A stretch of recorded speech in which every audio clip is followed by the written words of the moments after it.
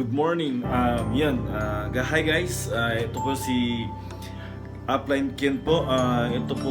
Ito po may mga yung video na to ngayon. Mag-uumpisa po ako magtitingnan ng mga videos na mga katanungan, mga realidad na mga nangyayari sa buhay ng tao at yung maging mga negosyo.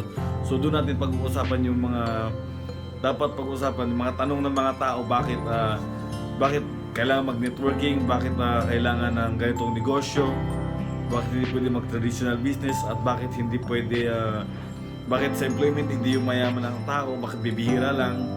So guys, isa po yan sa mga dapat pag-usapan natin maya-maya. And then sooner or later mag-upload po ako ng mga videos na maaring malaking tulong po sa atin. Okay, so ang video na ito, asahan nyo na napakalaking tulong talaga para sa inyo guys. And sa lahat ng gusto magkaroon ng negosyo, nakita talagang kitang-kita, nakikita ka. Okay? Sa ngayon, yan muna, sample muna to para at least mag-practice muna natin ha. Thank you muna guys.